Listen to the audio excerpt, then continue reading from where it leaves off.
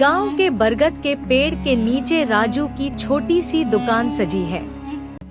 तांबे के बड़े देग से भाप निकल रही है और खुशबू पूरे गांव में फैली है।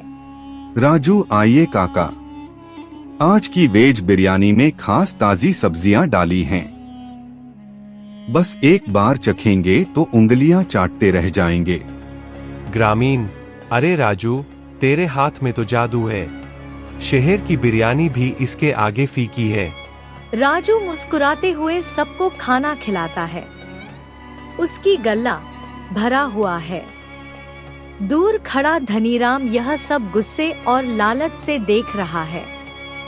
धनीराम अपने कमरे में टहल रहा है और पैसों का हिसाब लगा रहा है। धनीराम, यह राजू मामूली सा लड़का रोज के हजारों कमा रहा है। अगर मैं भी दुकान खोल लूं तो सारा पैसा मेरा होगा, पर लोग उसके पास ही क्यों जाते हैं? मुझे कुछ करना होगा। धनीराम ने राजू के ठीक सामने एक बड़ी दुकान खोल ली है। उसने एक के साथ एक फ्री का बोर्ड लगाया है। कुछ लोग लालच में धनीराम के पास जाते हैं, लेकिन स्वाद वैसा नहीं है। धनीराम मन में पैसे तो आ रहे हैं, पर राजू की दुकान अभी भी बंद नहीं हुई। जब तक वो रास्ते से नहीं हटेगा, मैं अमीर नहीं बन पाऊंगा। धनीराम रात के अंधेरे में राजू की रसोई में घुसता है, जहां राजू सुबह के लिए सब्जियां और मसाले रखता है। धनीराम अपने साथ एक छोटी पुड़िया लाया है। धनीराम, अब देख राजू, कल जब लोग तेरी बिरयानी खाकर बीमार पड़ेंगे तो गांव वाले तुझे जूते मारकर भगाएंगे। वह मसालों में कुछ खराब मिलावट कर देता है। सुबह लोग राजू की बिरयानी खाते हैं। अचानक 2-3 लोग पेट दर्द का नाटक करने लगते हैं, जो असल में धनीराम के सिखाए हुए आदमी थे। धनीराम चिल्लाते हुए, अरे देखो भाइयों, राजू हम सबको जहर खिला रहा है।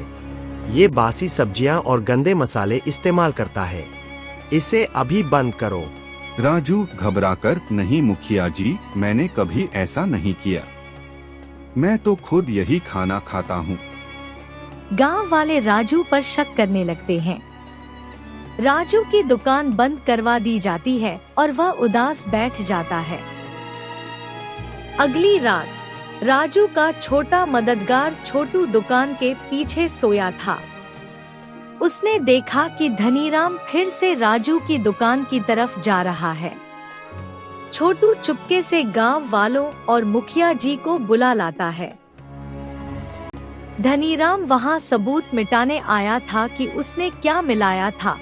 तभी सब उसे रंगे हाथों पकड़ लेते हैं। मुखिया जी, धनीराम, यह क्या कर रहे हो? क्या तुम अपनी दुकान चलाने के लिए किसी की जान से खेलोगे? धनीराम कांपते हुए, मुंह, मुखिया जी, वो मैं बस। तभी धनीराम की जेब से वह पुड़िया गिर जाती है। गांव वालों को समझ आ जाता है कि कल की बीमारी भी एक नाटक थी। गांव के लोग गुस्से में भर जाते हैं। ग्रामीण, हमें लगा राजू गलत है, लेकिन असली सांप तो तुम निकले धनीराम। तुमने हमारे भरोसे का कत्ल किया है। मुखिया जी का फैसला। धनीराम, इस गांव में लालच और नफरत की कोई जगह नहीं है। तुम्हें अभी इसी वक्त अपना बोरिया बिस्तर समेटना होगा। तुम हमारे गांव के लायक नहीं हो। धनीराम रोते हुए गांव छोड़कर चला जाता है। गांव वाले राजू से माफी मांगते हैं। राजू, कोई बात नहीं काका, सच की हमेशा जीत होती है।